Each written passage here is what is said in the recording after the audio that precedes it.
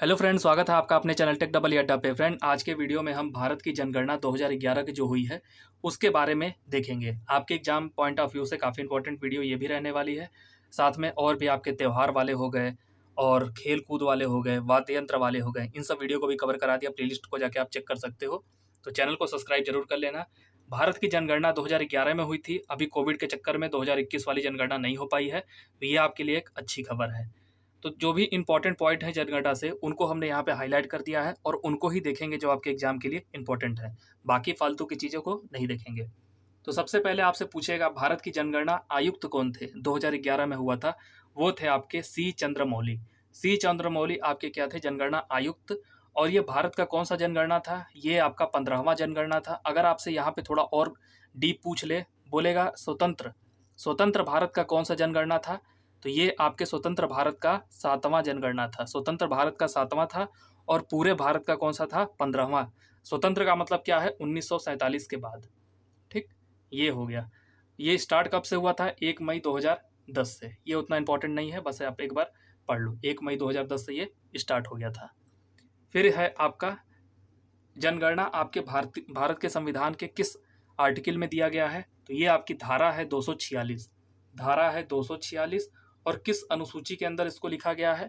अनुसूची है 7वीं। 7वीं अनुसूची के अंदर 69वें संख्या पर इसको अंकित किया गया है। तो आपके लिए दो चीज़ इंपॉर्टेंट है, ये किस आर्टिकल में है? आर्टिकल 246। और अनुसूची अनुसूची कौन सी है? वो है 7वीं। ठीक, दो चीज़ इंपॉर्टेंट है आपके लिए, आर्टिकल और अनुसूची। फिर है इसके बाद जो इंपॉर्टेंट पॉइंट है वही हम सिर्फ आपको बता रहे हैं। इस समय देखिए, इस चीज़ को हमने जरूर मेंशन कर लिया है, जाति संबंधी। इस समय देखिए, जाति संबंधी जनगणना पे काफ़ी बहस चल रही है, अभी आपके बिहार में भी चल रही थी। तो हो सकता है आपके लिए ये पूछ ले, भारत में जाति संबंधी जनगणना कब हुई थी? तो सबसे पहले अंग्रेजों के टाइम पे ही, ब्रिटिश राज में ही 1931 में जब जनगणना हुई थी, उसमें लोगों के जाति के बारे में पूछा गया था। तो सबसे पहले कब हुआ था? 1931, जो कि आज़ादी के पहले ही हो चुका है।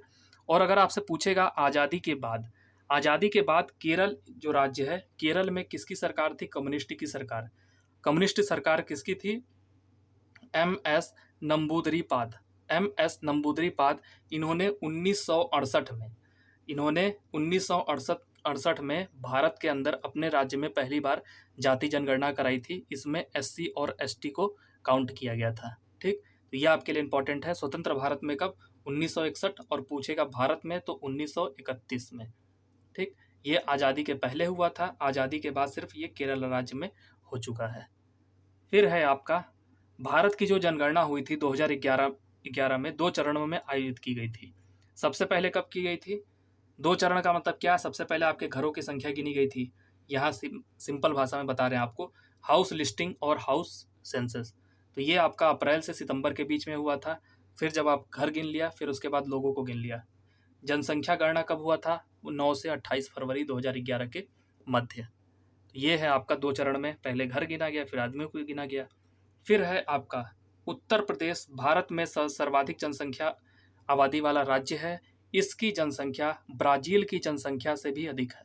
यूपी जो है वो ब्राज़ील को भी पीछे छोड़ा है। किस मामले में? वो है जनसंख्या के मामले में। फिर है अब जो आपके एग्जाम में डायरेक्ट आता है इंपॉर्टेंट फैक्ट, उनको हमने डायरेक्ट यहाँ पे लिखा है। आपको सिर्फ सुनते जाना है और 1 से 2 बार रिवाइज करना है, क्योंकि यहाँ से क्वेश्चन डायरेक्ट आपके एग्जाम में पूछे जाते हैं। तो शुरू करते हैं। भारत में पहली बार जनगणना कब की गई थी? तो है 1872 में। 1872 में। ये हैं लॉर्ड मेयो। लॉर्ड, ये लोग पता नहीं किस चीज़ का लगाते हैं, किस चीज़ के लिए इनको लॉर्ड कहा जाए, लेकिन लिखा है तो बोल देते हैं। 1872 में किसने कराया था? मेयो ने। और अगर आपसे पूछेगा भारत में नियमित जनगणना की शुरुआत कब की गई थी, तो भारत में नियमित जनगणना की शुरुआत 1881 में, वो है रिपिन के द्वारा शुरू की गई थी। लॉर्ड इन्होंने भी लगा रखा है। लॉर्ड रिपिन के द्वारा नियमित जनगणना, और पहली बार जनगणना मेयो के द्वारा 1872। तो सबसे ज़्यादा क्वेश्चन आपका क्या पूछा जाता है? भारत में सबसे पहली बार जनगणना 1872। यह आपके लिए इंपॉर्टेंट है। और नियमित में आप सिर्फ नाम याद रखिएगा, लॉर्ड रिपिन। रिपिन ने सबसे पहले नियमित जनगणना कराई थी 1881 में। फिर है इसके बाद आपका अगला, विश्व जनसंख्या दिवस कब मनाया जाता है? विश्व जनसंख्या दिवस आपका 11 जुलाई को मनाया जाता है। भारत की कुल जनसंख्या लगभग कितनी है? 125 करोड़। 125 करोड़ में अब देखिए भारत की जनसंख्या विश्व की कितनी प्रतिशत है? तो विश्व में भारत की जनसंख्या पूरे विश्व के आपके जनसंख्या का 5% क्या है? भारत का जनसंख्या। ये आपका इंडिया है। पूरे विश्व के जो भी जनसंख्या है उसका 5% हिस्सा भारत रखता है, जो कि विश्व की दूसरी सबसे बड़ी आबादी वाला देश है। सबसे पहले नंबर पे कौन था? चाइना, फिर है आपका इंडिया। हो सकता है अगला जो भी आपका हो जाए कोविड के बाद उसमें इंडिया इसको पछाड़ भी दे। फिर है आपका भारत में पुरुषों की जनसंख्या कितनी है? यहाँ से ये आपके लिए इंपॉर्टेंट डाटा है क्योंकि 125 सबको पता होता है। पुरुष कितने हैं? 62.37, 62 करोड़। लगभग आपके 62 करोड़ क्या है? पुरुष है। उस पे 58.64 करोड़ आपकी क्या है? महिलाएं हैं। अगर एक्यूरेट बात किया जाए 58.64 करोड़ क्या है? महिलाएं। और लगभग में बात किया जाए 62 करोड़ आपके पुरुष हैं, उन पे कितनी है? 58 करोड़ आपकी महिलाएं हैं। और यही सबसे बड़ा कारण है सिंगल लोगों की संख्या लगातार बढ़ती जा रही है। शिशु जनसंख्या कितनी है? शिशु जनसंख्या 0 से 6 वर्ष तक के जो बच्चे होते हैं उनको काउंट किया गया है शिशु जनसंख्या में, वो है 44 करोड़। और आपसे पूछेगा साक्षरता दर के लिए किस वर्ष से ज़्यादा लोगों को काउंट किया गया है? तो 7 वर्ष से जितने भी आपके ज़्यादा बच्चे थे उन सब को आपके साक्षरता में काउंट किया गया है। ये साक्षर हैं कि नहीं, इनको भी काउंट किया गया है। भारत की लिंगानुपात क्या है? अभी हम आपको राज्य वाइज, केंद्र शासित प्रदेश वाइज सब बताएंगे, लेकिन आपका एक जो ब्रीफ होता है, भारत का लिंगानुपात कितना है? 943। किसी राज्य में कम है, किसी राज्य में ज़्यादा। 1000 पुरुष पे कितने हैं? 943 महिलाएं सिर्फ हैं भारत में। इसके बाद है आपका दशकीय जनसंख्या वृद्धि कितना हुआ है? 2001 से 2011 के बीच में भारत की जनसंख्या कितनी बढ़ गई है? वो बढ़ी है 19 करोड़। 19 करोड़ आपकी जनसंख्या बढ़ गई है, जो कि लगभग कितने प्रतिशत में अगर बात किया जाए 17.7% आपकी बढ़ी है। ठीक, अब हम देखते हैं भारत की जनसंख्या घनत्व। देखिए घनत्व क्या होता है? सबसे ज़्यादा अगर आपको पूछेगा भारत की जनसंख्या वाला राज्य और सबसे जनसंख्या घनत्व वाला राज्य, दोनों के बीच क्या डिफरेंस है? घनत्व हम आप समझा देते हैं। जैसे एक पेड़ है, जैसे इसका पतझड़ हो गया, ये इसका पतझड़ हो गया, ठीक, और वही पेड़ है, जैसे ही बसंत ऋतु आता है ये क्या हो जाता है? पूरा पत्ता इसमें आ जाता है।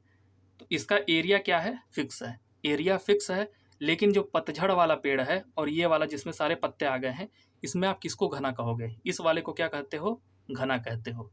फिक्स एरिया में इसके पत्तों की संख्या क्या होती है? बढ़ जाती है। और वही जो पतझड़ वाला है वो भी उतना ही एरिया ले रहा है जितना कि ये घना वाला ले रहा है, लेकिन इसमें पत्तों की संख्या क्या होती है? कम हो जाती है। तो यही होता है आपका घनत्व। भारत में जनसंख्या घनत्व कितना है आपका? 382। भारत में जनसंख्या घनत्व कितना है? 382 एक वर्ग किमी में। एक वर्ग किमी में कितने लोग हैं? 382। सर्वाधिक जनसंख्या घनत्व वाला राज्य कौन सा है? वो है आपका बिहार। ठीक, एक फिक्स एरिया में सबसे ज़्यादा लोग यहाँ पे क्या रहते हैं? कितने रहते हैं? एक वर्ग किमी में यहाँ पे रहते हैं 1106 लोग। 1106 व्यक्ति आपके एक वर्ग किमी में रहते हैं। वर्ग किमी क्या होता है? 1 किलोमीटर लंबा, 1 किलोमीटर चौड़ा। ये जो आपका एरिया है ये है 1 वर्ग किमी। इसके अंदर कितने लोग रहेंगे? 106 व्यक्ति। तो सबसे ज़्यादा कौन सा है? बिहार। और सबसे कम कौन सा है? ये है आपका अरुणाचल प्रदेश। अरुणाचल प्रदेश में लोगों के 1 वर्ग किमी में कितने रहेंगे? 17। सिर्फ 17 लोग रहते हैं अरुणाचल प्रदेश में। सर्वाधिक जनसंख्या घनत्व वाला केंद्र शासित प्रदेश, तो राज्य हो गया। अब इसके बाद देखते हैं केंद्र शासित प्रदेश, वो है आपका दिल्ली। दिल्ली में कितना है? दिल्ली में देखिए, दिल्ली में तो बहुत है, 11,320 व्यक्ति प्रति वर्ग किमी। तो दिल्ली में आपकी डेंसिटी बहुत ज़्यादा है। और ये है आपका केंद्र शासित प्रदेश, 11,320 व्यक्ति प्रति वर्ग किमी। न्यूनतम जनसंख्या घनत्व वाला केंद्र शासित प्रदेश वो कौन सा है? आपका अंडमान निकोबार। यहाँ पे सिर्फ 46 व्यक्ति प्रति वर्ग किमी है। फिर है सर्वाधिक जनसंख्या घनत्व वाला जिला। सर्वाधिक जनसंख्या घनत्व वाला, अब यहाँ पे देखिए सबसे पहले हमने आपको राज्य बताया, फिर बताया केंद्र शासित प्रदेश, फिर अब इसके बाद जिला। तो ये तीनों आपके लिए इंपॉर्टेंट होते हैं। तो जिला कौन सा है, वो है उत्तर पूर्वी दिल्ली। उत्तर पूर्वी दिल्ली आपका क्या है, सब सर्वाधिक जनसंख्या घनत्व वाला जिला है। फिर है आपका न्यूनतम जनसंख्या घनत्व वाला जिला, ये कौन सा है, दिबांग। दिबांग आपका क्या है, अरुणाचल प्रदेश का एक जिला है जहाँ पे सबसे कम जनसंख्या घनत्व है। तो ये है आपका दिबांग, ये आपके लिए इंपॉर्टेंट है। अरुणाचल प्रदेश का कौन सा जिला पर्टिकुलर पूछेगा आपसे, वो है आपका दिबांग। अब ये हो गया आपका जनसंख्या घनत्व वाला। तो ये टॉपिक जहाँ खत्म होता है उसको हम यहाँ पे हाईलाइट कर देते हैं। फिर अब देखते हैं जनसंख्या वाला। अभी हमने जनसंख्या घनत्व बताया है, अब है जनसंख्या। सबसे कम जनसंख्या वाला केंद्र शासित प्रदेश कौन सा है, तो सबसे कम जनसंख्या वाला केंद्र शासित प्रदेश कौन सा है, ये है आपका लक्षद्वीप। अभी घनत्व नहीं, घनत्व की बात नहीं हो रही है, सिर्फ जनसंख्या की बात हो रही है। ये है आपका लक्षद्वीप। और घनत्व के हिसाब से कौन सा था, ये कौन सा है, केंद्र शासित। तो घनत्व अगर बोलेगा तो केंद्र शासित प्रदेश में कौन सा हो जाएगा, अंडमान निकोबार। लेकिन जनसंख्या के हिसाब से कौन सा हो जाएगा, लक्षद्वीप। तो दोनों चीज़ में आपको कंफ्यूज नहीं होना है, आपको ध्यान से पढ़ना है, क्या जनसंख्या पूछ रहा है या जनसंख्या घनत्व। सर्वाधिक जनसंख्या वाला राज्य कौन सा है, यूपी है, ये सबको पता होता है, 20 करोड़ है यहाँ की आबादी। और सबसे कम जनसंख्या वाला राज्य कौन सा है, सिक्किम, जो कि सिर्फ 7 लाख इसकी है आबादी। सिक्किम की सिर्फ 7 लाख आबादी है।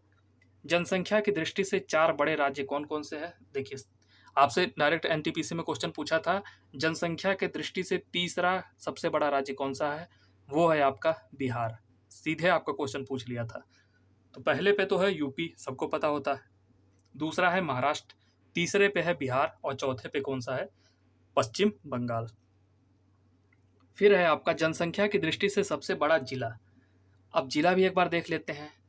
तो देखिए राज्य बता दिए, केंद्र शासित प्रदेश बता दिए, और अब जिला बताते हैं। तो सबसे बड़ा जिला कौन सा है, ठाणे। ठाणे महाराष्ट्र का है और यहाँ पे कितने लोग रहते हैं, 1.1 करोड़ लोग। इस ठाणे जिले के अंदर 1.1 करोड़ लोग रहते हैं। तो जनसंख्या की दृष्टि से सबसे बड़ा जिला है। और जनसंख्या की दृष्टि से सबसे छोटा जिला, ये भी आपका कौन सा है, दिबांग, अरुणाचल प्रदेश में। यहाँ कितने लोग रहते हैं, 7,940। ठीक, तो सबसे छोटा जिला कौन सा है, दिबांग। ये आपका भी 2 बार आ चुका है, ये आप काफ़ी इंपॉर्टेंट है, इसका नाम आप बिल्कुल मत भूलिएगा, दिबांग। फिर है आपका उच्चतम लिंगानुपात वाला राज्य। लिंगानुपात वाला राज्य कौन सा है, मतलब लिंगानुपात क्या होता है, 1000 पुरुष हैं उस पर कितनी महिलाएं हैं, इसी को कहा जाता है लिंगानुपात। तो सबसे ज़्यादा किसके पास है, 1000 पुरुष पे 1084 महिलाएं हैं। तो केरल की लिंगानुपात सबसे अच्छी है, वहीं सबसे खराब किसकी है, आप सबको पता है, बेटी बचाओ बेटी पढ़ाओ कहाँ योजना लागू की गई थी, हरियाणा। तो सबसे खराब वहीं पे होगी। सबसे कम लिंगानुपात कौन सा है, हरियाणा का। यहाँ पे कितना है, 879, 1000 पुरुष पे 1000 मेल पे कितनी फीमेल है, 879, ये आपकी फीमेल। तो हरियाणा का सबसे कम है। फिर है, अब देखिए, अब ये हो चुका, अब देखते हैं साक्षरता दर। तो सबसे ज़्यादा साक्षरता दर वाला कौन सा है, वो है केरल। केरल में साक्षरता दर भी ज़्यादा है और यहाँ लिंगानुपात भी क्या है, ज़्यादा है। सबसे कम साक्षरता दर कहाँ पे है, वो है आपका बिहार में। बिहार के अंदर सबसे कम साक्षरता दर है और जनसंख्या घनत्व में टॉप पे है। और जनसंख्या में किस नंबर पे है, 3 पे है। तो 3 जगह है, सबसे बिहार जो है सबसे कम साक्षर है, वहाँ पे नंबर टॉप पे है। और जनसंख्या घनत्व में टॉप पर है। और जनसंख्या में सिर्फ जनसंख्या में क्या है, तीसरे नंबर पे है। ठीक, जनसंख्या में पहले नंबर पे यूपी, दूसरे नंबर पे महाराष्ट्र है। फिर है आपका उच्चतम साक्षरता वाला केंद्र शासित प्रदेश। तो सबसे पहले राज्य भी आता है, केंद्र शासित प्रदेश आता है, फिर आता है आपका जिला। तो केंद्र शासित प्रदेश कौन सा है, वो है आपका लक्षद्वीप उच्चतम। और न्यूनतम कौन सा है, वो है आपका दादर नागर हवेली। फिर है आपका साक्षरता वाला जिला। सर्वाधिक साक्षरता वाला जिला कौन सा है, ये है आपका मिजोरम। मिजोरम का कौन सा जिला है, सरचीप जिला। तो आपसे डायरेक्ट पूछेगा जिला कौन सा है, तो ये है सरचीप। सरचीप जिला कौन सा है आपका, सर्वाधिक साक्षरता वाला जिला। तो साक्षरता में मान के चलिए सर आपको क्या करते हैं, पढ़ाते हैं। तो सरचीप जिला, तो इसमें कौन सा आएगा, टॉप पे सरचीप जिला। और न्यूनतम साक्षरता वाला कौन सा जिला है, ये है अलीराजपुर, जो कि कहाँ पे है, मध्य प्रदेश में है। यहाँ सिर्फ 22% क्या है साक्षरता दर। और वहीं सरचीप की बात करें जिला में, तो यहाँ पे है 76% आपकी क्या है साक्षरता, और अलीराजपुर में सिर्फ 22% साक्षरता है। भारत में साक्षरता दर एक बार देख लेते हैं महिला और पुरुष की कितनी है। तो सबसे पहले बात करें पुरुषों में, तो पुरुष कितने आपके साक्षर थे 2011 के अनुसार 82.14% आपके पुरुष क्या थे साक्षर, ये मेल। और वही बात किया जाए फीमेल की, तो फीमेल थी आपकी 65.65.46%, ये क्या है साक्षर है। ठीक, तो मेल कितने थे 82%, फीमेल कितनी थी 65.46%। और दोनों को मिला दिया जाए तो पूरे भारत की जो है साक्षरता दर क्या हो जाएगी, कहीं कहीं आपको देखिए 73 भी दिया आता है और कहीं कहीं 74। तो 73 और 74 दोनों के बीच में आता है, तो आप कुछ भी इसको मान सकते हो, जैसा आपका ऑप्शन दिया रहेगा।